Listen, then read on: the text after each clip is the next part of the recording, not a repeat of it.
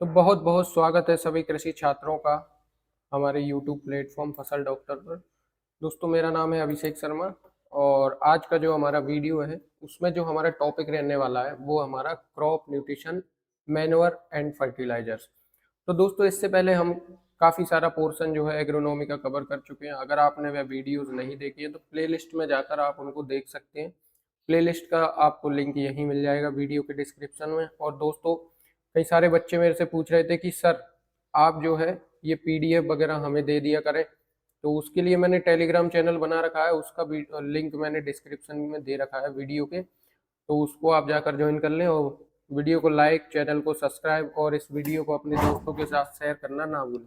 तो चलिए शुरू करते हैं। पहले हम क्रॉप न्यूट्रिशन। क्रॉप न्यूट्रिशन क्या होता है दोस्तों, इसको पहले हम जनरल अपनी हिंदी भाषा में समझ लेते हैं। तो जैसा कि आप लोग अपने एनर्जी के लिए भोजन करते हैं, ठीक है, हम लोग भोजन करते हैं, लेकिन आप भी जानते हैं कि भोजन में जो है पूरी तरीके से सभी न्यूट्रिएंट्स हमारे को नहीं मिलते हैं। जानते हो ना आप ये सब। तो भोजन हमें क्या देता है? एनर्जी देता है, लेकिन सभी मात्रा में सभी जो हमें इसेंशियल न्यूट्रिशन न्यूट्रिएंट्स हैं, क्या वह मिल जाते हैं? नहीं मिलते हैं। तो इसके लिए हम कुछ और भी लेते हैं, कुछ बाहर से इंटेक करते हैं। जैसा कि आपको पता है कि लगभग 20 to 21 जो है हमारे इसेंशियल अमीनो एसिड्स हैं जिसमें से कुछ हमारे पेट में बनते हैं और कुछ जो है हमें बाहर से इंटेक करने पड़ते हैं। ये आपने बायो में पढ़ा होगा। सेम उसी तरह प्लांट भोजन तो बना लेता है, लेकिन न्यूट्रिएंट्स के लिए वो जो है सॉइल पर जिम्मेवार होता है या वह उस पर निर्भर होता है। तो सॉइल से प्लांट में किस प्रकार न्यूट्रिएंट्स आते हैं वो हम समझेंगे। उसके बाद हम समझेंगे कौन कौन से न्यूट्रिएंट्स जो है इम्पोर्टेंट होते हैं, क्या क्या इनके कार्य होते हैं, ये सब आज हम इसमें समझेंगे। साथ में हम मैन्योर्स को समझेंगे, क्या होती है मैन्योर्स, क्या होते हैं फर्टिलाइजर। ठीक है, तो सबसे पहले हम समझते हैं क्रॉप न्यूट्रिशन। तो हम एक ब्लैक पेज पर इसको समझते हैं दोस्तों। तो देखिए दोस्तों, न्यूट्रिशन, आप सभी को ये तो पता होगा न्यूट्रिशन किसे कहा जाता है। ठीक है, इसमें आपके मिनरल्स आते हैं दोस्तों, मिनरल्स, या जिन्हें हिंदी में खनिज कहा जाता है, इन्हें कहते हैं खनिज। ठीक है, और खनिज जो है हमारे कहाँ होते हैं? सॉइल में होते हैं। ये खनिज हमारे सॉइल में होते हैं। अब सॉइल में तो होते हैं, लेकिन प्लांट तक कैसे पहुंचेंगे?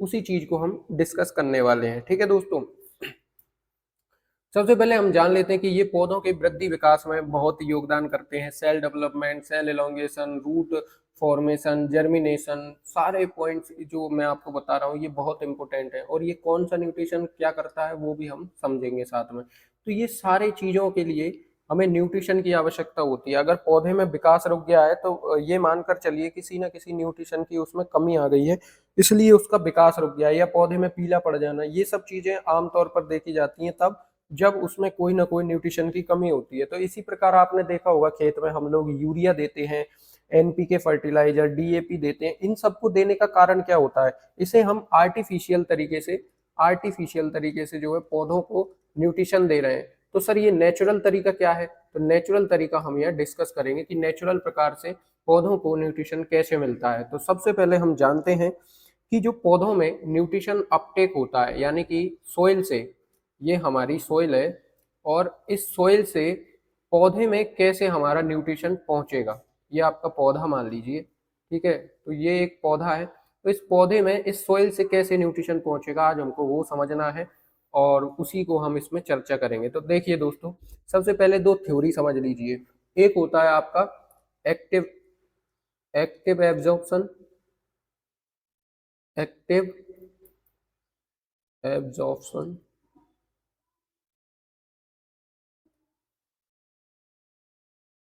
और एक होता है आपका पैसिव अपटेक।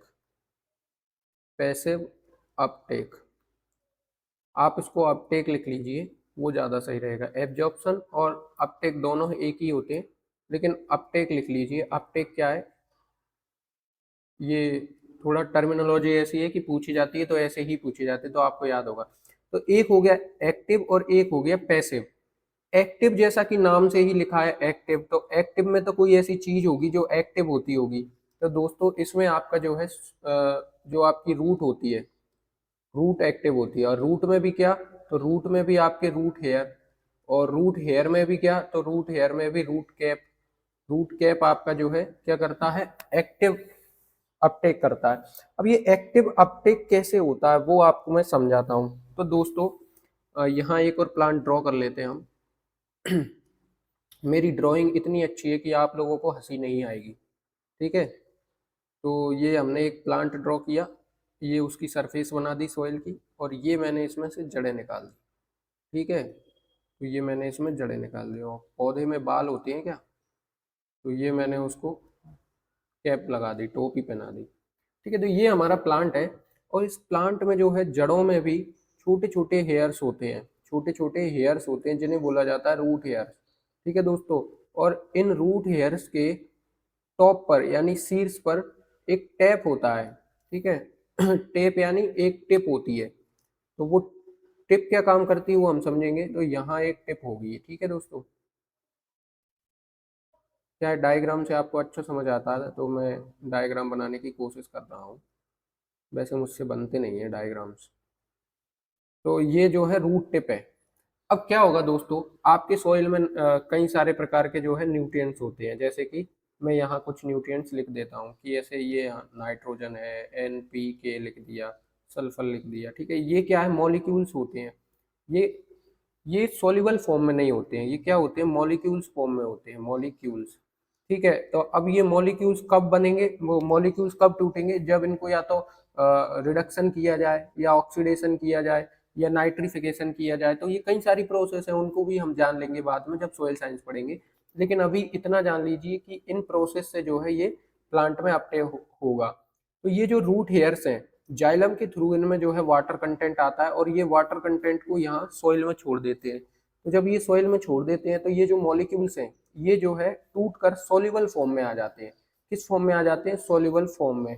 और जब ये सोल्यूबल फॉर्म में आ जाते हैं तो हमारे प्लांट में ट्रांसपिरेशन पुल होता है। ट्रांसपिरेशन पुल क्या होता है दोस्तों, जब पौधा रेस्पायरेशन करता है, ट्रांसपिरेशन करता है, तो उस समय जो है कुछ भाग जो है पानी का वातावरण में उड़ता है। उसी ट्रांसपिरेशन के कारण एक पुल जनरेट होता है। वो पुल कैसा होता है कि यहाँ से वाटर ऊपर जा रहा है, ठीक है, ये पौधों में पानी ऊपर जा रहा है, तो ये पानी पत्तियों तक पहुंचा, और पत्तियों से रेस्पायरेशन हो गया, तो ये प्रक्रिया चलती रहेगी, नीचे से पानी ऊपर जाएगा और ये बाहर निकल जाएगा। अब नीचे से ऊपर जा रहा है तो बाहर निकलने के लिए नहीं जा रहा है, वो पौधों को आवश्यकता पूरी कराने के बाद जो है बचता हुआ शेष बाहर निकल जाता है, पत्तियों के माध्यम से स्टोमेटा खुलते हैं और बाहर निकल जाता है। तो ये प्रक्रिया है आपकी पानी के अपटेक की। साथ में ही अब जब वाटर जा रहा है तो इसने पहले क्या किया, यहाँ पानी छोड़ा, पानी छोड़ने के बाद इस मॉलिक्यूल को तोड़ा, मॉलिक्यूल सॉल्युबल फॉर्म में आ गया, सॉल्युबल फॉर्म वाटर में घुला, और वाटर में घुल के जो है इन रूट हेयर्स की, ये जो रूट टैप है, रूट टैप से रूट हेयर में होते हुए और सीधा जो है जाइलम के थ्रू प्लांट में ऊपर तक पहुंच जाता है, जहां जहां हमें न्यूट्रिएंट्स की आवश्यकता होती है वहां वहां। अब ये जो ट्रांसपिरेशन पुल है ये क्या करता है, कोहेजन थ्योरी पे वर्क करता है। कोहेजन थ्योरी क्या होती है मैं आपको समझाता हूँ।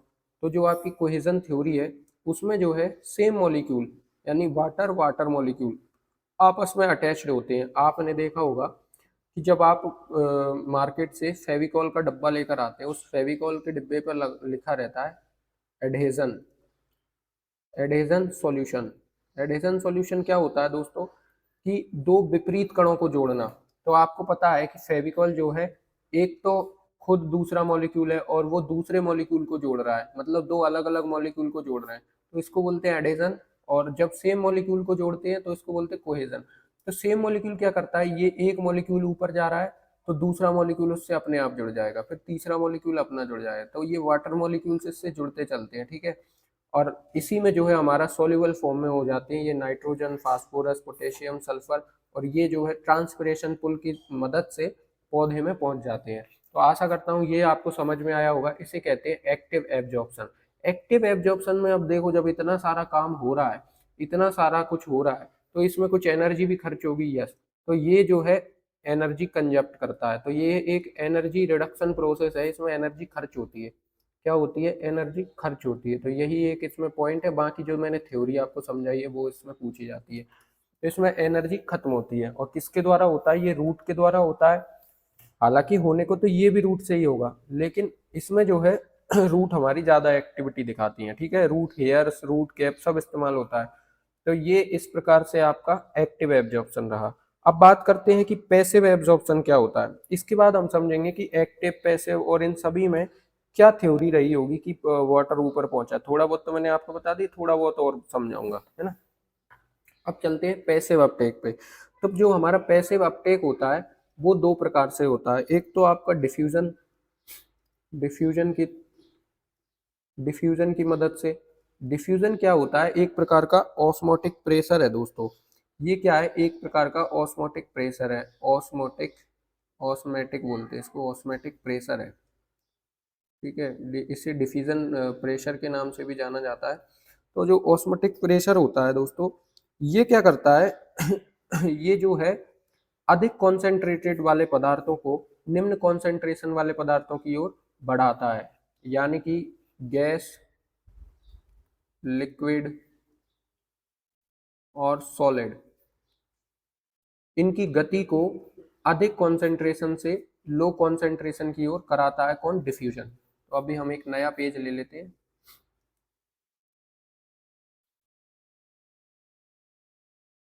ठीक है, तो जो हमारा डिफ्यूजन है वो क्या कराता है, मैं यहाँ लिख देता हूँ, बहुत इंपॉर्टेंट टर्मिनोलॉजी है वो, और आपको ये याद ही रखना है क्योंकि डिफ्यूजन के बारे में तो आपको पता ही होना ही चाहिए। तो ये है आपका डिफ्यूजन।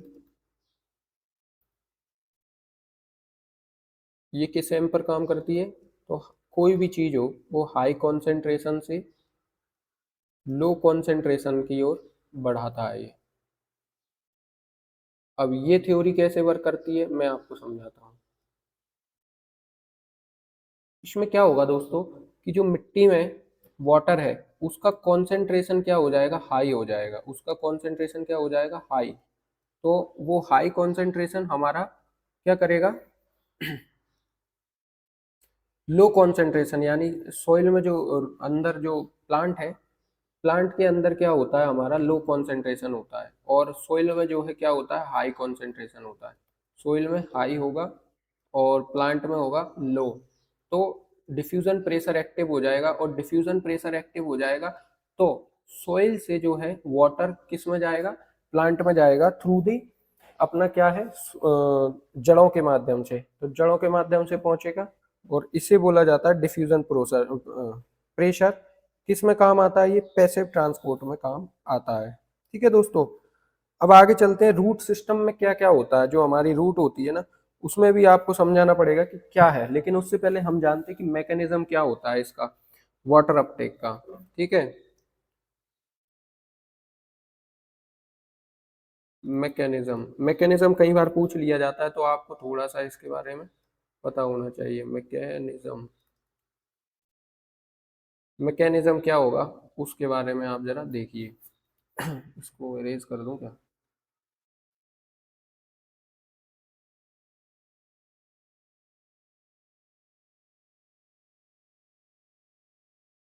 मैकेनिज्म क्या होता है दोस्तों, ये होती है एक क्रिया जिसके द्वारा कोई चीज आपका बढ़ रहा है या कोई चीज चल रहा है, तो उसको कहते हैं मैकेनिज्म। अब क्या होता है मैकेनिज्म वो आपको समझाता हूँ। तो इसमें जो है हमें तीन प्रकार के मैकेनिज्म दिखेंगे। पहला दिखेगा आपको mass flow, mass flow, mass flow. दूसरा आपको डिफ्यूजन, जो मैंने आपको अभी समझाया, ठीक है, डिफ्यूजन।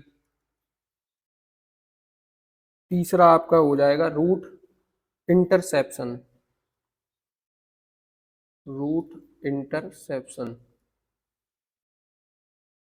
तो दोस्तों मास फ्लो क्या होता है, इसमें जो है न्यूट्रिएंट्स को वाटर के द्वारा इकट्ठा लिया जाता है। जैसे वाटर इनटेक करते हैं पौधे, वैसे ही एक साथ जो है न्यूट्रिशन बल्क मूवमेंट होता है। इसमें क्या होता है, बल्क में जाते हैं। बल्क में न्यूट्रिशन कौन उठाता है, प्लांट उठाता है, किसकी मदद से, वाटर की मदद से। जो वाटर हेल्प करता है मास फ्लो में। ठीक है दोस्तों, और डिफ्यूजन मैंने आपको बताया, सोइल में जब हाई कॉन्सेंट्रेशन हो जाएगा उस समय आप जो है इससे न्यूट्रिशन उठा लेंगे। ठीक है, तो वही इसमें आपको देखने को मिलेगा, high to low. Root interception क्या होता है, तो रूट क्या है, फिजिकली ग्रो होती है सोइल में, सोइल पार्टिकल में। तो जिसमें उन पार्टिकल्स में क्या होता है, आपका न्यूट्रिएंट्स होता है, तो वो डायरेक्टली जो है, अगर वो सोल्यूबल फॉर्म में होंगे, सोल्यूबल फॉर्म में होंगे, तो डायरेक्ट जो है रूट के थ्रू चले जाएंगे कहाँ, प्लांट में। तो ये आपका जो है मैकेनिज्म है। अब इन मैकेनिज्म को मैंने आपको थॉरोली बता दिया। ऐसा क्यों किया मैं आपको बताऊं दोस्तों, जब हम इसको हॉर्टिकल्चर में देखेंगे, या हम जब आगे और भी सब्जेक्ट्स हमारे आएंगे, तो उनमें ये डीप दिया हुआ है, क्योंकि ये एग्रोनॉमी का पार्ट है लेकिन उतना नहीं है। अब जैसे जैसे हम आगे बढ़ते जा रहे हैं, ये पहुंच रहा है कहाँ, जेनेटिक में। ठीक है, तो जब आपका जेनेटिक आ जाएगा, उस समय हम इसको बहुत वाइड तरीके से पढ़ेंगे। अभी आपको इतना जान लेना है ताकि आप जो है लिख पाओ वहाँ, उसके लिए आपको इतना नॉलेज होना चाहिए। ठीक है, इसके अलावा इसमें आपको बताना रह गया है कि जो प्लांट में ट्रांसपोर्ट होता है, उसके लिए कुछ रूट सिस्टम्स होते हैं। तो वो कैसे होते हैं, उनको भी मैं आपको एक बार डिस्कस कर लेते हैं हम लोग, क्योंकि आपको ये थोड़ी बहुत नॉलेज तो होनी ही चाहिए। बाकी इस चैप्टर को हम और अच्छे से कवर करेंगे कहाँ, जेनेटिक्स में। ठीक है दोस्तों।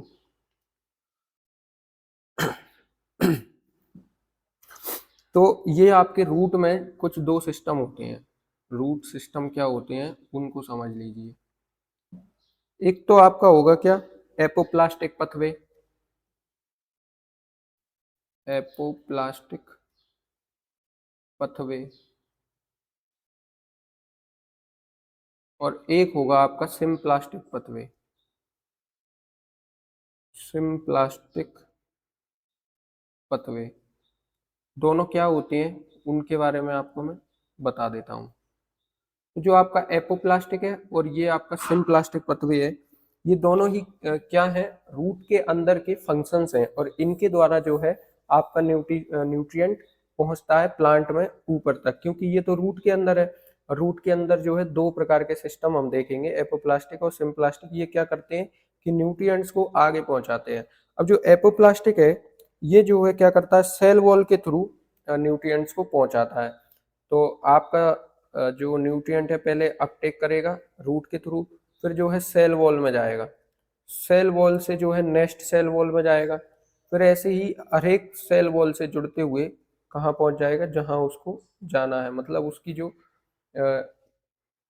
जगह है जहां उसको जाना है, वहां ये पहुंच जाएगा। तो इस प्रकार हमारी सेल्स आपस में कनेक्टेड होती है। तो एक सेल वॉल से दूसरी सेल वॉल में, दूसरी सेल वॉल से तीसरी सेल वॉल में, और इसी प्रकार जो है ऊपर तक जहां तक उसको पहुंचना है वहां तक ये जाएगा। तो ये है आपका एपोप्लास्टिक।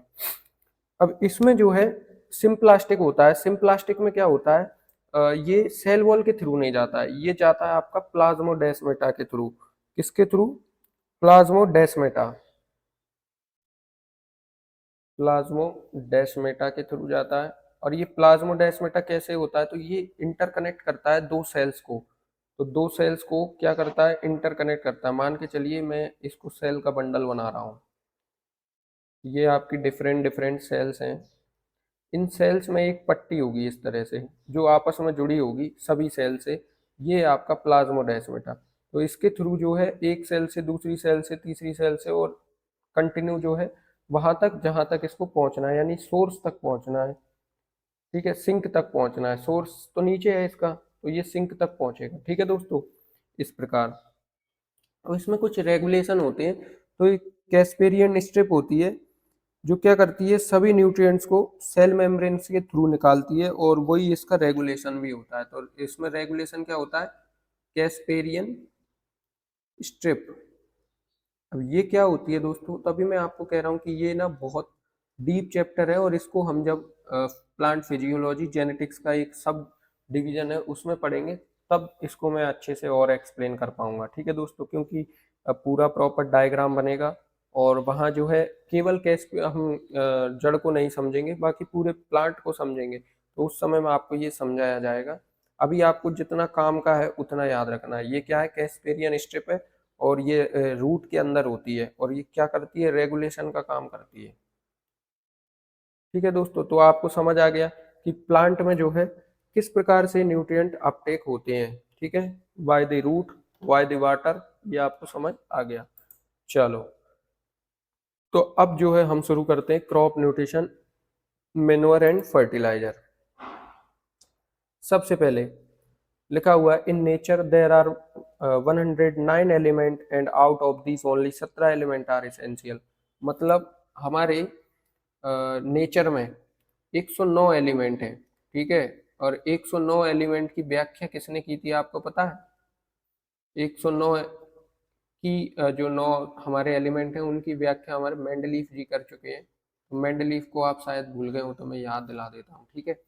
तो हमारे नेचर में 109 एलिमेंट है, लेकिन हमारे काम के कितने हैं? 17 एलिमेंट। 17 हमारे काम के नहीं, प्लांट के काम के, ठीक है। और ये किसने बताया? तो ये बताया सबसे पहले आर्नन एंड स्टाउट ने।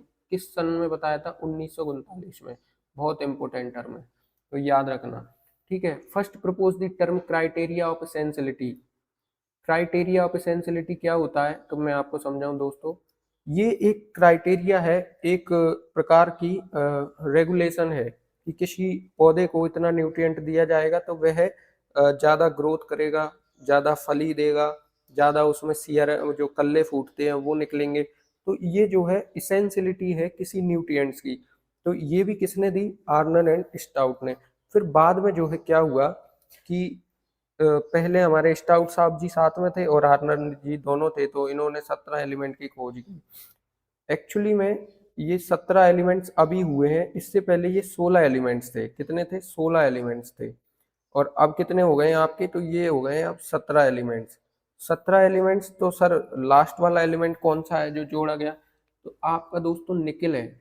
निकिल को 1985 में 17वां एलिमेंट के रूप में जोड़ा गया है, ठीक है। 17वें एलिमेंट के रूप में आपके निकिल को जोड़ा गया है। तो ये आपके अब कितने हो गए? 17 हो गए। ये आर्नन एंड स्टाउट ने किया था। बाद में जो है आर्नन ने 1954 में, आर्नन ने 1954 में received some of the criteria and concluded the 3 essential criteria. फिर बाद में आर्नन जी आए, उन्होंने कहा यार अपन ने 17 एलिमेंट तो बना दिए, एसेंशियल बना दिए, लेकिन मान के चलो कि हमारी थ्योरी फेल हो गई। तो किस आधार पे हम बताएंगे कि ये आधार है और इसके आधार पर इन लोगों को हमने एसेंशियल बताया? तो इन्होंने एक थ्योरी दी। थ्योरी थी, क्या थी? तो वो थ्योरी थी इसेंशियल क्राइटेरिया। अब वो कौन कौन से क्राइटेरिया हैं? तो वो 3 प्रकार के होते हैं जिन्हें अभी हम डिस्कस करेंगे। 3 प्रकार के कौन कौन से क्राइटेरिया हैं उनको हम डिस्कस करेंगे, ठीक है दोस्तों। तो आर्नन ने बताया कि a mineral element is considered essential to plant growth and development if the element is directly involved in the plant metabolic function। कहने का तात्पर्य ये है कि अगर कोई न्यूट्रिएंट्स है, कोई न्यूट्रिएंट्स है, मान के चलिए नाइट्रोजन है, तो नाइट्रोजन अगर पौधे की मेटाबॉलिक फंक्शन में भाग ले रहा है, मेटाबॉलिक फंक्शन हिंदी में चयापचय क्रियाएं, मेटाबॉलिक फंक्शन में यदि भाग ले रहा है तो उस एलिमेंट को हम इसेंशियल बोलेंगे। क्या बोलेंगे? इसेंशियल न्यूट्रिएंट बोलेंगे। उनका कहने का मतलब ये था कि जो भी न्यूट्रिएंट्स हैं, जितने भी न्यूट्रिएंट्स हैं, जैसे ये 17 न्यूट्रिएंट्स हैं, 17 के 17 न्यूट्रिएंट्स जो हैं पौधे के मेटाबॉलिक क्रिया में भाग लेती है। अब मेटाबॉलिक क्रियाएं क्या होती हैं दोस्तों? तो ये वो क्रियाएं हैं जिनके द्वारा भोजन, हम जैसे हम हमारे पेट होता है, हमारे पेट में मेटाबॉलिक क्रिया होती हैं तो हम भोजन पचाते हैं। पचाने के बाद जो उन भोजन से प्राप्त होता है तो वो हमारे दिमाग के लिए आवश्यकता है, हमारे शरीर के लिए आवश्यकता है, हमारे लीवर, हमारा जो हार्ट है, उन सभी के लिए जो आवश्यक चीज़ें होती हैं वो मेटाबॉलिक क्रिया के द्वारा मिलती हैं। ये आपने कहीं पढ़ा होगा, नहीं पढ़ा हो तो अभी आप समझ लीजिए कि आपने भोजन किया, किडनी आपका जो है वर्क करता है और ये मेटाबॉलिक क्रियाएं चलती रहती हैं इस प्रकार। तो मेटाबॉलिक क्रियाओं में अगर भाग लेता है तो उसे एसेंशियल माना जाएगा, ठीक है। पहला पॉइंट ये था। तो अब कैसे मान लें कि मेटाबॉलिक क्रियाओं में भाग लेता है कि नहीं? तो देखो, ये हमारा नाइट्रोजन है, किस में भाग लेता है? प्रोटीन सिंथेसिस में भाग लेता है। किस में लेता है? Protein synthesis. अर्थात प्रोटीन बनाने की प्रक्रिया में हमारा नाइट्रोजन इन्वॉल्व होता है। तो ये क्या है? प्रोटीन बना रहा है, तो ये क्या है? एक प्रकार की इसेंस वो मेटाबॉलिक क्रिया है। मैंने अभी आपको बताया ना कि कोई चीज, जैसे मान के चलिए हमारे मस्तिष्क के लिए हार्मोन्स की आवश्यकताएं होती हैं, तो वो हार्मोन्स भी कहाँ? मेटाबॉलिक क्रियाओं से बन रहे हैं। हमारे हार्ट के लिए जो हीमोग्लोबिन्स और इनकी आवश्यकता होती है तो वो भी किससे बन रहे हैं? मेटाबॉलिक क्रियाओं से बन रहे हैं। हमारे बालों के लिए प्रोटीन की आवश्यकता होती है तो वो भी कहाँ बन रहे हैं? मेटाबॉलिक क्रियाओं से बन रहे हैं। तो नाइट्रोजन प्रोटीन बना रहा है। वहीं अगर पोटेशियम की बात करें तो पोटेशियम क्या करता है, आपका स्टोमेटा ओपनिंग कर रहा है। स्टोमेटा ओपनिंग करता है तो इसकी जो है अधिकता और कमी के कारण स्टोमेटा बंद और खुलते हैं, बंद होते हैं और खुलते हैं किसकी, तो वो है आपका पोटेशियम। पोटेशियम के कारण ओपनिंग एंड क्लोजिंग। और ये क्या करता है, शुगर ट्रांसलोकेशन भी करता है। शुगर ट्रांसलोकेशन क्या होता है वो भी अभी हम समझेंगे कैसे वर्क करता है, इसके बारे में मैं आपको अभी बताऊंगा। ठीक है दोस्तों। अब जबकि हमारा फास्फोरस है एनर्जी ट्रांसफर करता है। ये क्या करता है, पूरी बॉडी में जो है एनर्जी को एक जगह से दूसरी जगह तक निकालता है, इसीलिए इसको एनर्जी करेंसी भी कहा जाता है। फास्फोरस को कहा जाता है एनर्जी करेंसी। ठीक है, फास्फोरस को एनर्जी करेंसी कहा जाता है। और पोटेशियम जो है ये आपका जो है किसी भी प्रकार के रोग से पौधे की रक्षा करता है, रोग से रक्षा करता है। ठीक है दोस्तों। और ये पौधे को सुडौल बनाता है, अच्छा जो है डेवलपमेंट कराता है। शुगर ट्रांसलोकेशन क्या होता है दोस्तों, तो जैसे मान के चलिए कि आपका शुगर जो है सोर्स है आपका लीव्स। तो अगर शुगर जो है आपका लीव्स में बन रहा है, पत्तियों में आपका शुगर बन रहा है, अगर लीव्स में आपका शुगर बन रहा है तो ये लीव्स से शुगर जो है सिंक तक जाएगा, मतलब सिंक जड़ों तक जाना है। सिंक यानी जहां उसकी आवश्यकता है, ये आपका सोर्स है। सोर्स क्या है आपका, लीव्स है, और लीव्स से सिंक यानी जड़ों तक पहुंच रहा है। तो जड़ों तक जो पहुंचने की क्रिया है उस क्रिया को क्या कहा जाएगा, ट्रांसलोकेशन। और ये किसका ट्रांसलोकेशन कर रहे हैं हम, तो हम शुगर का ट्रांसलोकेशन कर रहे हैं। और शुगर ट्रांसलोकेशन के लिए एक थ्योरी है और वो है आपकी pressure flow hypothesis. Pressure flow hypothesis. इतना डीप में नहीं जाना, सिर्फ आपको लिखना है प्रेशर फ्लो हाइपोथेसिस। ठीक है, ये क्या काम करती है, तो ये शुगर ट्रांसलोकेशन में अपना योगदान करती है। और इसमें आपका जो है जाइलम भाग नहीं लेता, इसमें आपका फ्लोएम एक्टिव होता है। ठीक है, तो आपका ये इसमें वर्किंग में कौन रहेगा, फ्लोएम। जाइलम रहता है वाटर में, फ्लोएम रहता है फूड में। और फूड आपको पता है कि ये आपका शुगर एक प्रकार का फूड है। तो ये आपको समझ आया होगा। ये हमारा था पहला इसेंशियलिटी का जो ऑप्शन था वो हमने क्लियर किया, क्राइटेरिया। ठीक है, अब सेकंड क्या है उसको समझो। सेकंड में उन्होंने बोला है, वेट, सेकंड में उनका कहना है plant are unable to complete it life cycle if the element is absent. अगर वो एलिमेंट नहीं है, मान के चलिए पौधे में नाइट्रोजन नहीं है, तो वह उसके बिना अपना जीवन चक्र पूरा नहीं कर पाएगा। जीवन चक्र मतलब, जीवन चक्र से क्या तात्पर्य है, आप लोग जीवन चक्र से क्या समझते हैं, तो मैं आपको बताऊं जीवन चक्र में क्या होता है। पौधा सीड से तैयार होता है, ये आपका सीड है। ठीक है, सीड से सीड जर्मिनेट करता है और ये सीड से कुछ बाहर आया, इसे रेडिकल कहते हैं। और उस सीड से फिर जो है प्लांट तैयार हो जाता है, आपका प्लांट तैयार हो गया। और उस प्लांट से जो है फिर से क्या प्रोडक्शन हो गया, सीड। तो सीड से सीड बनने की क्रिया को जीवन चक्र कहते हैं। सीड से सीड बनने की क्रिया को जीवन चक्र कहते हैं। अर्थात पौधा जिस भाग से शुरू होता है उस भाग का अगर प्रोडक्शन कर दे तो उसका लाइफ साइकिल जो है कंप्लीट हो जाती है। यही पौधे की लाइफ साइकिल होती है। पौधों में जो है लाइफ साइकिल के अकॉर्डिंग इन्हें तीन भागों में बांटा गया है, एनुअल क्रॉप्स और biennial crops and perennial crops. ठीक है दोस्तों, तो ये जो है इनका क्या है, लाइफ साइकिल है दोस्तों। तो अगर वह न्यूट्रिशन की कमी होगी तो पौधा अपनी लाइफ साइकिल को कंप्लीट नहीं कर पाएगा। तो ये आपका दूसरा पॉइंट है। तीसरा, deficiency symptom in the plant of the element can only be corrected by the supply of the particular element. ये क्या पॉइंट है, सबसे अच्छा पॉइंट यही है और इसको समझना है हमको। देखो दोस्तों, आपने पौधों में विभिन्न प्रकार के रोग वगैरह देखे होंगे और कुछ रोग ऐसे होते हैं जो कि किसी भी फंगस माइक्रो ऑर्गेनिज्म से नहीं होते हैं।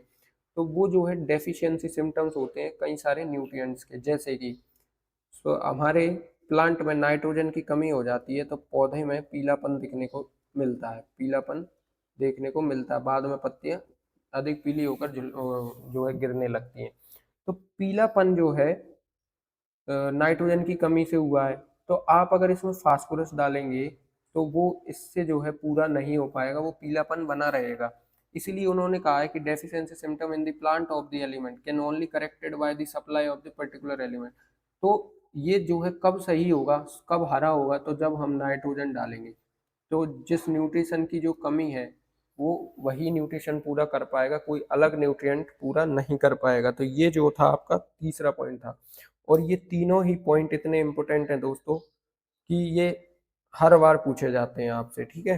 ये आपकी परीक्षा की दृष्टि से बहुत इम्पोर्टेंट है। आप एक क्या है, नोट कॉपी पेन लेकर बैठा करें, ताकि जो भी अच्छा पॉइंट आपको लगे वो नोट कर लिया करो। ये क्या रहेगा, आपके मिड के लिए बहुत अच्छा माना जाता है। अब कुछ एसेंशियल न्यूट्रिएंट्स हैं और वो किससे प्राप्त होते हैं, ठीक है, और कैसे होते हैं, उसको हम इसमें समझेंगे। तो देखिए एसेंशियल क्या होते हैं nutrient, CHO, carbon, hydrogen, oxygen. ये क्या होते हैं दोस्तों, ये स्ट्रक्चरल और बेसिक न्यूट्रिएंट होते हैं। स्ट्रक्चरल क्यों बोला इनको, क्योंकि ये पौधे के स्ट्रक्चर में भाग लेते हैं। अब कैसे लेते हैं मैं आपको बताता हूँ। जैसे हमारा ये सेल है, ये एक सेल है, सेल में लगभग 19% 90% हमारा क्या होता है, वाटर होता है। तो वाटर ही क्या कर रहा है, उसके शेप साइज को, शेप और साइज को जो है मेंटेन कौन कर रहा है, वाटर कर रहा है। शेप साइज को मेंटेन और क्या कर रहा है, वाटर कर रहा है। इसके अलावा वो चयापचय क्रिया, मेटाबॉलिक एक्टिविटीज इनमें भी भाग लेता है। लेकिन वाटर का एक काम तो है ना कि वो स्ट्रक्चर बना रहा है, उस सेल का स्ट्रक्चर बना रहा है। तो सेल का जैसा स्ट्रक्चर होगा वैसे ही वो प्लांट में भी डेवलप होंगे, उस प्लांट का भी स्ट्रक्चर तैयार होता है। ठीक है, तो ये हो गया स्ट्रक्चर। और बेसिक न्यूट्रिएंट, बेसिक क्यों बोला दोस्तों, बेसिक इसलिए बोला, तो आपको पता है कि फोटोसिंथेसिस की क्रिया में हम कार्बन इस्तेमाल करते हैं, हाइड्रोजन भी इस्तेमाल करते हैं, और ऑक्सीजन तो हम लोग मिनिमल इस्तेमाल करते हैं। क्यों करते हैं, पौधों में भी ऑक्सीजन की आवश्यकता होती है। पौधे निकालते हैं वो बात अलग है, लेकिन पौधे जब रेस्पायरेशन करते हैं तब जो है हमें ऑक्सीजन की आवश्यकता होती है। तो पौधों में भी क्या होता है, श्वसन होता है। तो वो कब करते हैं, उसको हम जब फोटोसिंथेसिस पढ़ते हैं उसमें समझेंगे, ठीक है। पर ये क्या है, मिनरल्स नहीं होते हैं। मिनरल्स क्यों नहीं होते हैं उसका मैं आपको कारण बताऊं। मिनरल्स और ये क्या है, न्यूट्रिएंट्स, ये दोनों थोड़े से क्या है, अलग है। कार्बन जो है हमारा किस फॉर्म में रहता है, कार्बन हमारा जो है आपका एयर फॉर्म में रहता है, या जिसको गैस गैस फॉर्म बोल सकते हैं। हाइड्रोजन आपका लिक्विड फॉर्म है, ऑक्सीजन आपका गैसियस फॉर्म है। तो इस प्रकार ये ने मिनरल्स में अपन नहीं रखते हैं। मिनरल्स में आता है आपका NPK, क्योंकि ये मॉलिक्यूल्स होते हैं, वाटर में प्रेजेंट होते हैं। तो ये है आपके मिनरल्स। अब दूसरा हम बात करें NPK की, नाइट्रोजन, फास्फोरस, पोटेशियम। ये क्या होते हैं, आपके प्राइमरी एलिमेंट्स होते हैं। प्राइमरी एलिमेंट्स का तात्पर्य यह है दोस्तों कि अगर पौधों को ये सभी न्यूट्रिएंट्स मिल रहे हैं और अगर उनको NPK नहीं दिया, तो पौधे अपने जीवन चक्र को पूरा कर ही नहीं पाएंगे। क्यों नहीं कर पाएंगे, ये प्राइमरी हैं और इनकी आवश्यकता उन्हें इनसे भी ज़्यादा होगी, सेकेंडरी से और इनसे भी ज़्यादा होगी, ठीक है। इसीलिए इनको मैक्रोन्यूट्रिएंट्स कहेंगे। इनकी आवश्यकता हमें ज़्यादा मात्रा में होगी, रिक्वायर लार्जर क्वांटिटी। वहीं अगर हम सेकेंडरी एलिमेंट देखें, सेकेंडरी एलिमेंट इन्हें मैक्रोन्यूट्रिएंट्स बोला, माइक्रो बोलेंगे, मैक्रोन्यूट्रिएंट्स और माइक्रो। एक्चुअली दोस्तों यहाँ कुछ गड़बड़ हुई है, तो इसको जो है आप अभी छोड़ दें, मैं इसको करेक्ट कराऊंगा। तो इसकी हमें कम आवश्यकता होती है। ये होते हैं सेकेंडरी न्यूट्रिएंट्स। सेकेंडरी न्यूट्रिएंट्स क्या होते हैं, एक्चुअली ये प्राइमरी न्यूट्रिएंट से ही बने होते हैं। और कैसे बनते हैं ये सब हम सोइल साइंस में पढ़ेंगे। इनका जैसे कैल्शियम है, मैग्नीशियम है और सल्फर है, ये कहीं ना कहीं जो है नाइट्रोजन इनकी हेल्प कर देता है, फास्फोरस इनकी हेल्प, पोटेशियम इनकी हेल्प करता है डेवलपमेंट में। ये जो है प्लांट को बहुत कम आवश्यकता इनकी होती है।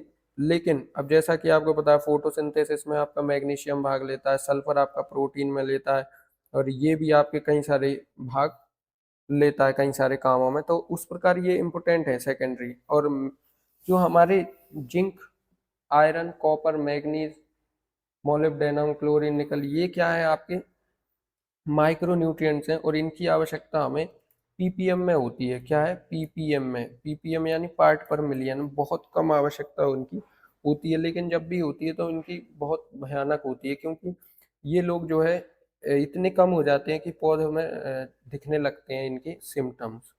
ठीक है, तो ये होते हैं आपके मेटालिक, जो आपके माइक्रो न्यूट्रिएंट्स होते हैं। वो आपके मेटेलिक होते हैं, ठीक है दोस्तों। और इन्हें ट्रेस एलिमेंट कहा जाता है। ट्रेस क्यों कहा जाता है दोस्तों? इन्हें आसानी से ट्रेस किया जा सकता है क्योंकि ये मेटेलिक फॉर्म में होते हैं और इनकी भी हमें कम से कम आवश्यकता होती है, ठीक है दोस्तों। In addition to 17 essential nutrients, several elements are beneficial to some plant but are not considered necessary. 17 जो हमारे इसेंशियल न्यूट्रिएंट्स हैं, इनके अलावा कुछ और भी न्यूट्रिएंट्स हैं जो कि इसेंशियल नहीं है लेकिन वो नेसेसरी होते हैं प्लांट की लाइफ साइकिल को कंप्लीट करने के लिए। जैसे कि आपका कोबाल्ट है, सोडियम है, सिलिकॉन है, सेलेनियम है, वेनेडियम है और एल्यूमिनियम है। ये जो है इसेंशियल नहीं है लेकिन इम्पोर्टेंट है। पौधे में अपनी जिम्मेदारियां निभा रहे हैं, पौधे का जीवन चक्र पूरा करवा रहे हैं, कहीं ना कहीं उनका योगदान है, छोटा मोटा योगदान है लेकिन है। तो वही चीज़ है कि ये इसेंशियल नहीं माने गए लेकिन इनको माना गया कि ये इम्पोर्टेंट है पौधे के लिए। आगे हमने एक डायग्राम बनाया है, इससे आप जरा समझिए कि इसमें मैंने लिखा है जो मार्फोलॉजिकल स्ट्रक्चर्स होते हैं और आपका जो क्या नाम है माइक्रो और आपके जो मैक्रो एलिमेंट्स हैं उनके द्वारा क्या क्या गतिविधि पौधों में होती हैं, तो थोड़ा सा उनको देख लें फिर हम आगे बढ़ते हैं। तो पहले यहाँ से शुरू करते हैं। रूट डेवलपमेंट के लिए आपके कौन कौन से न्यूट्रिएंट जिम्मेदार होते हैं? तो आपका कैल्शियम है, आयरन है, जिंक है और मैग्नीज है, ठीक है दोस्तों।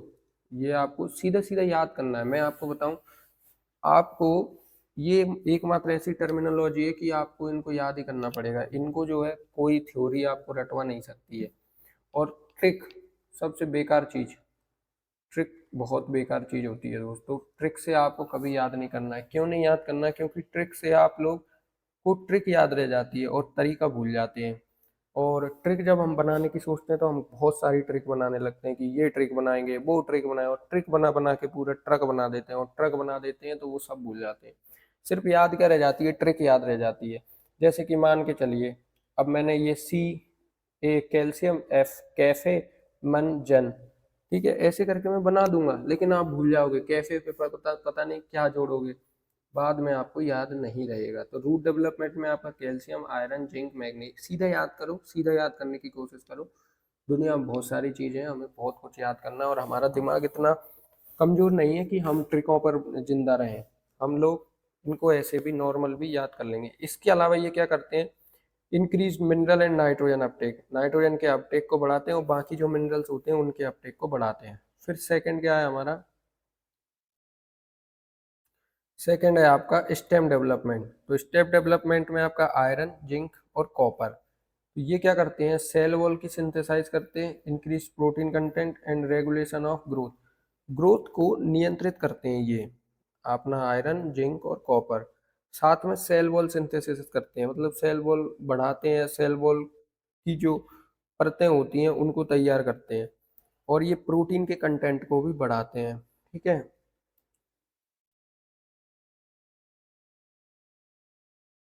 आगे आपका लीफ डेवलपमेंट। तो जो आपका लीफ डेवलपमेंट है ये क्या करता है? कॉपर, आयरन और मैग्नीज, ये तीन आपके क्या करते हैं? लीफ डेवलपमेंट करते हैं। और लीफ में क्या करते हैं? तो स्टिमुलेट करते हैं क्लोरोफिल की बायोसिंथेसिस को। तो जो क्लोरोफिल होता है उसमें बायोसिंथेसिस एक्टिविटी के लिए ये अंजाम देते हैं कॉपर, आयरन, मैग्नीज, ठीक है दोस्तों। वहीं आपका फ्लावर डेवलपमेंट के लिए मोलिब्डेनम, बोरान और कॉपर, ये क्या करते हैं? Accelerate the pollen formation and germination, germination बढ़ाते हैं और पोलन का फॉर्मेशन करते हैं। इसमें सबसे ज़्यादा इंपॉर्टेंट स्ट्रक्चर है आपका बोरान। बोरान कई बार आपसे पूछा गया है। सीड डेवलपमेंट के लिए आपका बोरान है और जिंक है, ठीक है। ये क्या करते हैं? Formation, initiation formation of seed कराते हैं। और फ्रूट डेवलपमेंट के लिए आपका बोरान है, कॉपर है, जिंक है, ठीक है। ये कार्बोहाइड्रेट एंड शुगर फॉर्मेशन के लिए जिम्मेदार होते हैं। तो इस प्रकार आपको ये डायग्राम अच्छे से याद करना है। इससे जो है आपको बहुत कुछ सीखने को मिलेगा। और अगर आपके पेपर में ऐसा पूछे तो आप जो है डायग्राम बनाकर लिखा करें। डायग्राम बनाने से क्या होता है दोस्तों? आप किसी चीज़ को अच्छे से रिप्रेजेंट कर पाते हैं। और जब आपका रिप्रेजेंटेशन अच्छा होगा या प्रेजेंटेशन अच्छा होगा तो आपको जो है, जो एग्जामिनर होता है, जो आपका अ, जो वहाँ जो एग्जामिनर कॉपी चेक करेगा वो आपको अच्छे से मार्क्स देगा, ठीक है। तो ये आपको जो है करना है, इसका थोड़ा सा काम, थोड़ा सा चित्र बना के आप समझाने की कोशिश किया करें।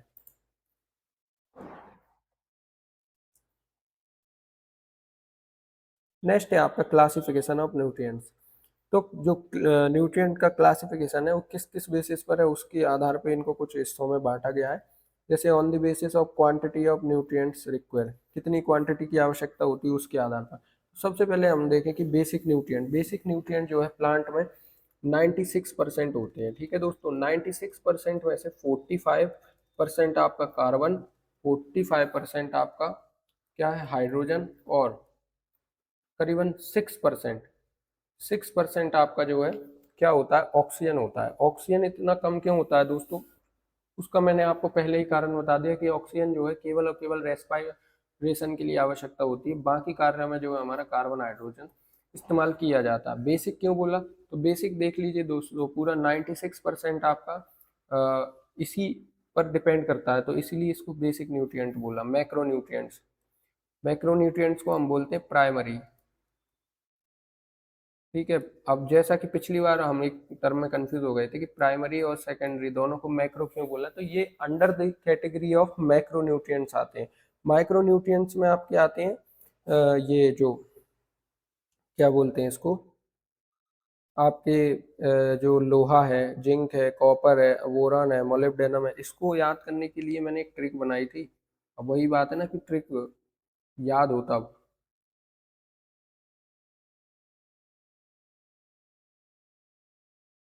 इसको छोड़ो, ट्रिक को रहने दो, आप जो है गड़बड़ कर दोगे। ठीक है, बाकी वो ट्रिक इतनी आसान है कि मैं आपको बताऊं। अवो काजी मुंह में निकलो, ऐसे है वो ट्रिक। अवो काजी मुंह में निकलो। ठीक है, अबो काजी मुंह में निकलो, इसमें क्या है, आ से आपका आयरन है, बो से बोरान है, का से कॉपर है, जी से जिंक है, मा से मोलिब्डेनम है, मैग्नीज है, निकेल है, क्लोरीन है, और आपका एल से क्या है, कोई एक एल से एलिमेंट होगा, उसको देख लेना। एल से एलिमेंट होगा नहीं वैसे, एल से कोई एलिमेंट नहीं है। ये निकलो जो है निकिल से होगा, निकिल से। ठीक है दोस्तों, क्लो यानी क्लोराइड से होगा, ऐसा होगा। ठीक है दोस्तों, ये ट्रिक बनाई थी, अगर आपको लगे तो ठीक है। मैक्रोन्यूट्रिएंट्स, इसमें आपका प्राइमरी न्यूट्रिएंट्स और सेकेंडरी न्यूट्रिएंट्स दोनों न्यूट्रिएंट्स आते हैं। क्या होते हैं मैंने आपको बता दिया। Among macronutrient, nitrogen, phosphorus, potassium are known as the primary nutrients which are required in the proper ratio for the successful crop। ठीक है, next to primary nutrient there are three elements such as the calcium, magnesium and sulfur which are known as the secondary nutrient। Micronutrients के बारे में भी हमने आगे ही आपसे discuss कर लिया। आगे चलते हैं। Classification on the basis of mobility of nutrient in the soil. देखो दोस्तों, अभी हम पढ़ रहे थे सोइल से अपटेक ऑफ द न्यूट्रिएंट। अब हम जानेंगे कि मोबाइल और नॉन मोबाइल क्या होते हैं। सबसे पहले मैं मोबाइल का आपको एक भाषा बता दूं हिंदी में। मोबाइल का अर्थ होता है कि कोई चीज एक स्थान से दूसरे स्थान पर जाने के योग्य हो जाए, एक स्थान से दूसरे स्थान पर जाने के योग्य हो, उसे कहा जाता है मोबाइल वस्तु। तो मोबाइल वस्तु क्या हो गई, जैसे कि कुछ न्यूट्रिएंट्स होते हैं जो है क्या करते हैं, प्लांट में आसानी से पहुंच जाते हैं, क्योंकि वो मोबाइल्स होते हैं, एक जगह से दूसरी जगह आसानी से पहुंच जाते हैं। सोइल में भी होते हैं और प्लांट में भी होते हैं, दोनों ही जगह होते हैं, और दोनों जगह इनको अलग अलग आपको देखने को मिलेंगे। ऐसा नहीं कि कोई चीज़ जो है आपके सोइल में मोबाइल है तो जरूरी नहीं है कि वो प्लांट में भी मोबाइल हो सकता है प्लांट में वह इमोबाइल हो। ठीक है, तो मोबाइल का अर्थ समझ गए, लेस मोबाइल और इमोबाइल। इमोबाइल यानी जो मूव नहीं करता है, कहीं नहीं जाता, इमोबाइल हो जाएगा। लेस मोबाइल यानी मोबाइल तो है लेकिन कम है। ठीक है दोस्तों, the nutrient are highly soluble and these are not absorbed on clay complexes. ठीक है, क्या होता है कि ये हाईली सोल्यूबल है, जैसे ही इनको वाटर मिला ये सोल्यूबल हो जाएंगे, किसके साथ, वाटर के साथ। साथ ही ये जो है क्ले से नहीं चिपकते हैं, क्ले के साथ नहीं चिपकते। तो जो क्ले है कई सारे न्यूट्रिएंट्स को चिपका लेती है, तो ये नहीं चिपकते, तो ये क्या है, हाईली मोबाइल होते हैं, इसीलिए ये जो है प्लांट को जल्दी प्राप्त होती है। इसमें आपका नाइट्रोजन आ जाएगा, सल्फर आ जाएगा, आपका बोरान आ जाएगा, क्लोरीन आ जाएगा और मैग्नीज आ जाएगा। तो ये आपके जो है एमन मैग्नीज आ जाएगा। ये आपके कैसे हैं, मोबाइल हैं। ठीक है, अब लेस मोबाइल क्या होते हैं वो जरा मैं आपको समझाता हूँ। तो they are soluble but they are absorbed on clay complex. तो यहाँ हमने चर्चा की क्ले कॉम्प्लेक्स। क्ले कॉम्प्लेक्स क्या है, इनको ऐड कर लेता है अपने पास, तो इनको क्या है, इनकी गति को धीमा कर देते हैं।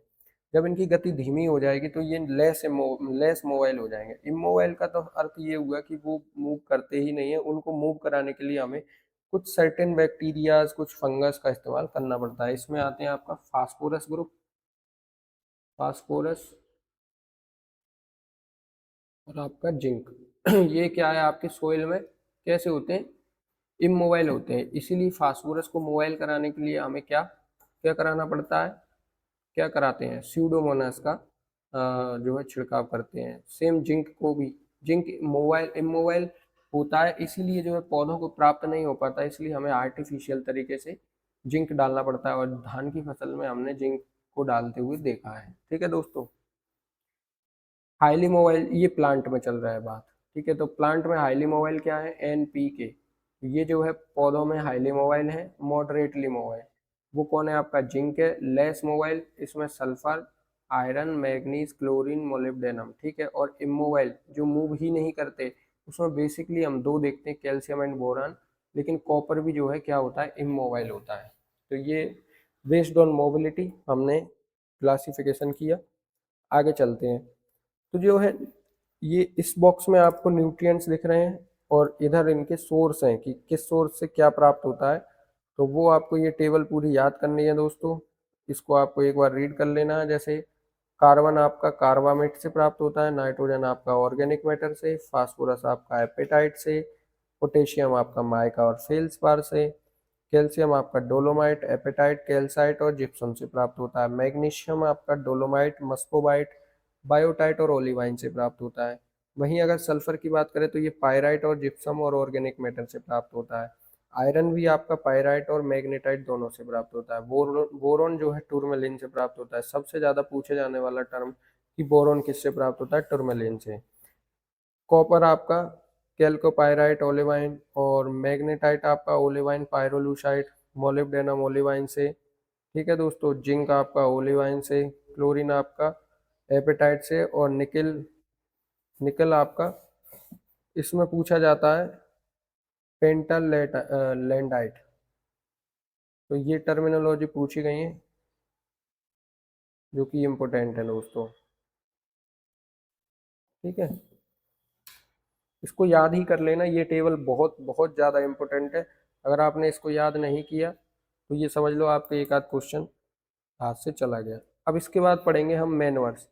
मैन्युअर्स क्या होती हैं दोस्तों, मैन्युअर्स होती है आपकी खाद। मैन्युअर्स को बोला जाता है खाद। खाद वह वस्तु है जो मिट्टी की उर्वरता शक्ति को बढ़ाती है। मिट्टी की उर्वरता शक्ति को बढ़ाती है कौन, खाद। ये क्या करती है, पहले मिट्टी लिख दूं यहाँ, नहीं तो फिर मैं भूल जाऊंगा और मिट्टी लिखना याद नहीं रहेगा। तो ये क्या करती है, मिट्टी की उर्वरता शक्ति को बढ़ाती है। अब वो कैसे बढ़ाती है दोस्तों, तो जैसे ही हम इस खाद को मिट्टी में मिलाएंगे तो ये मिट्टी को कर देती है भुरभुरी, यानी कि उसमें जो है एयर का एरेशन शुरू हो जाता है। जो एरेशन, एक तो एरेशन और पोरोसिटी को बढ़ा देते हैं। जब पोरोसिटी जो है बढ़ जाती है तो उससे क्या है, वो हमारे जो सॉइल होती है तो उसमें ऑर्गेनिज्म, माइक्रो ऑर्गेनिज्म एक्टिव हो जाते हैं, और वो क्या करती है, अलग अलग माइक्रो ऑर्गेनिज्म अलग अलग वर्क करती है। इसके कारण जो है सॉइल की उर्वरता शक्ति बढ़ने लगती है। जैसे कि आपने देखा होगा यूरिया डालते हैं हम लोग, फर्टिलाइजर्स डालते हैं, वो फर्टिलाइजर्स जो है यही काम करते हैं। यूरिया नहीं, फर्टिलाइजर्स, तो उनका उपयोग क्या है, उनका यही उपयोग है। अब बात करते हैं मैनुअर्स, मैनुअर्स के बारे में। तो organic manure are plant and animal based. तो जो प्लांट की जो पत्तियां हैं, जो उनकी जो पराली जैसे हम कहते हैं, और लेगुमिनस क्रॉप की खड़ी हुई क्रॉप को काट दिया जाता है, फिर उसको जो है उसके अवशेष बच जाते हैं, साइलेज के अवशेष बच जाते हैं, इनको क्या करते हैं हम डिकम्पोस्ट कर लेते हैं। बाकी एनिमल वेस्ट तो आपका पहले से ही कंपोस्ट होता है, उसको बस रखना पड़ता है कुछ समय के लिए। तो they are used as a sources of plant nutrient. तो इसमें क्या हम करते हैं, प्लांट न्यूट्रिएंट की तरह इस्तेमाल करते हैं। अब क्या होता है दोस्तों, जैसा कि आपको पता है कि एक प्लांट अपना जीवन चक्र पूरा कर लिया, तो उसने अपने जीवन चक्र में कई सारे न्यूट्रिएंट्स अंदर लिए, तो वो न्यूट्रिएंट्स उसके अंदर हैं, तो ये डिकम्पोजिशन के द्वारा मिट्टी में मिल जाते हैं। और एनिमल वेस्ट, एनिमल आपका बहुत तरह के प्लांट्स और कई तरह की चीज़ों को खाता है, तो उसका जो वेस्ट होता है वो बहुत ही न्यूट्रिएंट्स उसमें होते हैं। ठीक है। तो ये क्या करते हैं, they release the nutrient after their decomposition. ये न्यूट्रिएंट कब रिलीज करते हैं, जब इनका डिकम्पोजिशन हो जाता है। Manure are the organic material dried from the animal, human human excreta और plant residue which contain the plant nutrient in complex organic form. ये क्या करते हैं, कॉम्प्लेक्स फॉर्म में प्रदान करते हैं। अब दो ये कुछ निम्न प्रकार की होती है, जैसे बल्कि organic manure. Bulky organic manure contain a small percentage of nutrient and they are applied in large quantity। बल्कि ऑर्गेनिक मैन्योर का क्या मतलब है दोस्तों, इसका जो है वेट वेट जो है हमें ज़्यादा डालना पड़ेगा, लेकिन इसका जो है इफेक्ट हमको कम मिलेगा, कम इफेक्ट और वेट ज़्यादा मिलेगा। तो ये क्या है आपका बल्कि ऑर्गेनिक मैन्योर। बल्कि ऑर्गेनिक मैनर का क्या होगा, हमें दोस्तों ज़्यादा वजन देना पड़ेगा। जैसे कि मान के चलिए हमने 1 हेक्टेयर में गोबर की खाद डालना है, तो ये कम से कम 1.5 टन हमें डालना पड़ेगा 1 हेक्टेयर में, तब जाकर जो है जैसे कि 1 हेक्टेयर में हम दो दो कट्टे डाल रहे हैं यूरिया के, दो नहीं 5-10 मान लीजिए, ऐसा एग्जाम्पल सेट कर लीजिए।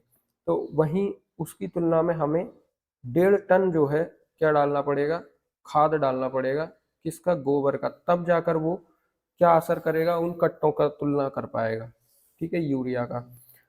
तो इसे कहा जाता है बल्कि ऑर्गेनिक मैन्योर। क्यों कहा जाता है, क्योंकि बल्क में हम क्वांटिटी डाल रहे हैं और अमाउंट हमें लेस प्राप्त होगा, मतलब परसेंटेज ऑफ न्यूट्रिएंट्स हमें कम प्राप्त होंगे। ये कितने प्रकार के होते हैं, तो एक होता है इसमें फार्म यार्ड मैन्योर, इसे कहा जाता है गोबर की खाद।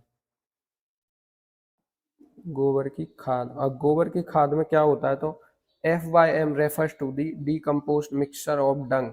इसमें गाय का या भैंस का गोबर, उसका मूत्र और farm animals along with litter and left over material. Litter क्या होता है दोस्तों, तो जो गाय खाने के बाद जो नीचे भूसा और चारा बच जाता है, गंदगी जो बच जाती है हमारे जहाँ पशु रहते हैं उसमें, उस फील्ड से, तो उसको इकट्ठा कर लिया जाता है और इसको कई समय तक रख लिया जाता है।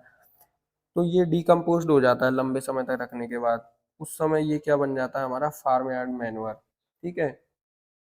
On an average well decomposed FYM content, इसमें होता है 0.5% नाइट्रोजन, 0.2% P2O5 यानी फास्फोरस और 0.5% K2O यानी पोटेशियम होता है। तो देख लीजिए दोस्तों, हम इतना डालेंगे, कितना, 1.5 टन, इतना परसेंटेज उसमें डलेगा, मतलब 5 टन में इसका जो है इतना परसेंटेज हमें नाइट्रोजन मिलेगा, इतना परसेंट हमें P2O5 मिलेगा, K2 और K2O मिलेगा। लेकिन ये जो बल्कि ऑर्गेनिक मैन्योर होते हैं, इनका इफेक्ट जो है लंबे समय तक देखने को मिलता है। इनका इफेक्ट आपको लंबे समय तक देखने को मिलेगा, कम से कम 3 से 4 साल तक आपको जो है इसका इफेक्ट देखने को मिलेगा फील्ड में। और दूसरा है आपका बर्मी कंपोस्ट। बर्मी कंपोस्ट दोस्तों इसे बोलते हैं केंचुआ खाद।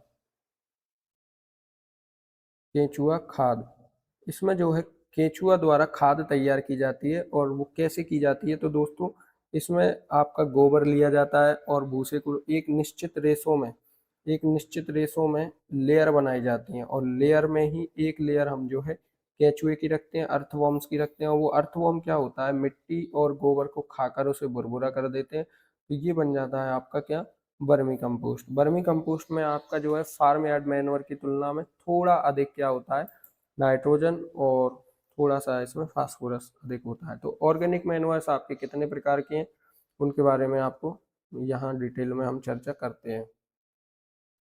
तो देखो दोस्तों, एक तो अपना बल्कि ऑर्गेनिक मैन्योर होगा जिसको अभी हमने समझा, और दूसरा होगा कॉन्सेंट्रेशन। कॉन्सेंट्रेटेड में क्या होता है दोस्तों, इसकी क्वांटिटी कम होती है, क्वांटिटी हम रखेंगे कम, और इसका कम क्वांटिटी में भी वो इसका इसके बराबर योगदान देगा। और इसमें जो है क्वांटिटी हम क्या रखेंगे, ज़्यादा रखेंगे, क्वांटिटी हम ज़्यादा रखेंगे, तब जाके इसकी बराबरी जो है हो पाएगी। अब बल्कि ऑर्गेनिक मैन्योर कहाँ से प्राप्त होते हैं हमें, तो mainly drive from the animal plant and other organic waste and green plant tissue. वहीं अगर कॉन्सेंट्रेटेड ऑर्गेनिक मैन्योर की बात करें तो ये ऑयल केक से प्राप्त होते हैं। केक आपको पता है जिन्हें खली कहा जाता है, खली पीना इनको कहा जाता है।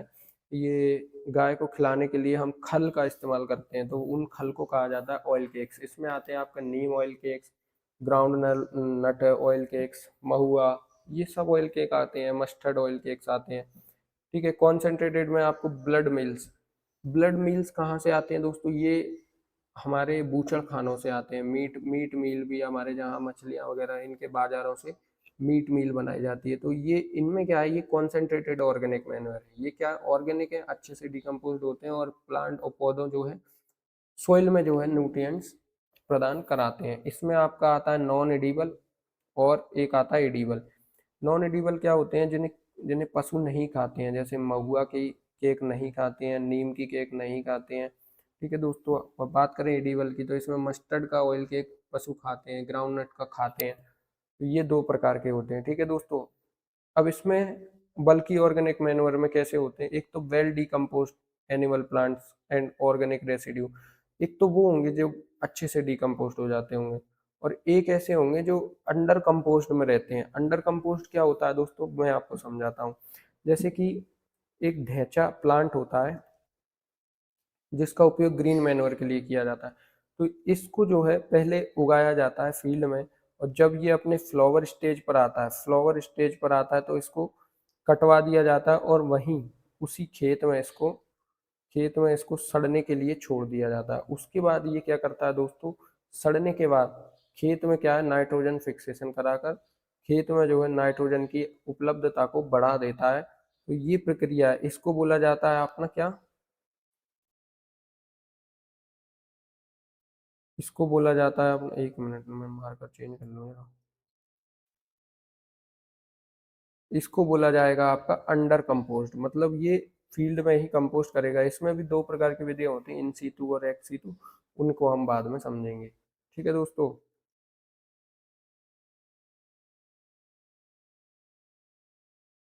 तो ग्रीन मैन्योर के लिए आपके जो है एग्जांपल्स हैं, इसमें ढैंचा, ग्लायरिसीडिया, अदर लेग्यूमिनस क्रॉप्स। लगभग जो है ग्रीन मैन्योर के लिए हम लेग्यूमिनस फैमिली को ही उठाते हैं, क्योंकि जो लेग्यूमिनस फैमिली होती हैं वो क्या करती हैं, उनकी जड़ों में जो है नाइट्रोजन फिक्सेशन बैक्टीरिया राइजोबियम पाया जाता है, राइजोबियम पाया जाता है, जो वातावरण की नाइट्रोजन को सॉइल में फिक्स करा देता है, सॉइल में फिक्स कराता है। और राइजोबियम जो है सिम्बायोटिक होता है। सिम्बायोटिक क्या होता है, इसको हम आगे ही नेक्स्ट स्लाइड में समझने वाले हैं, क्या होता है सिम्बायोटिक सॉल्यूशन और सिम्बायोटिक एसोसिएशन। ठीक है दोस्तों, चलिए आगे चलते हैं। ढैंचा के बारे में आपको थोड़ा सा बताना है, वेट। दोस्तों, आपका जो ढैंचा है वो एक प्रकार की ऐसी फसल है जिसमें इसके रूट से भी और इसके लीफ से, दोनों से ही क्या होता है, नाइट्रोजन का फिक्सेशन होता है, दोनों से ही होता है। और इसकी जड़ों में जो है पिंक कलर के नोड्यूल्स होते हैं, और वो किसकी वजह से होते हैं, वो होते हैं इसमें लेग हीमोग्लोबिन के कारण होते हैं। तो ये जो पिंक पिंक नोड्यूल्स होते हैं, ये नोड्यूल्स में होता है आपका राइजोबियम। राइजोबियम क्या करेगा दोस्तों, ये राइजोबियम क्या करेगा, वातावरण में जो नाइट्रोजन होगी उसका फिक्सेशन करेगा और किस में लेकर आ जाएगा, सॉइल में लेकर आ जाएगा। तो ये जो है आपका ढैंचा है, सस्वेनिया एक्लिवेटा इसका जो है साइंटिफिक नेम है। तो ढैंचा कई प्रकार का होता है, इसलिए आप सस्वेनिया सस्वेनिया स्पीसीज याद रखें। ठीक है, इसका साइंटिफिक नेम है।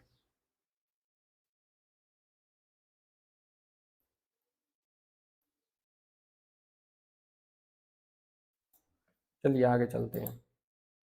नेक्स्ट है हमारा types of bio fertilizer. Bio fertilizer क्या होते हैं दोस्तों, तो ऐसे प्रोडक्ट जिन्हें बायोलॉजिकली तैयार किया गया है, बायोलॉजिकली यानी जहाँ भी बायो शब्द आता है वहाँ आपको एक चीज याद रखना है, लिविंग थिंग्स को ध्यान में रखना है, लिविंग थिंग्स।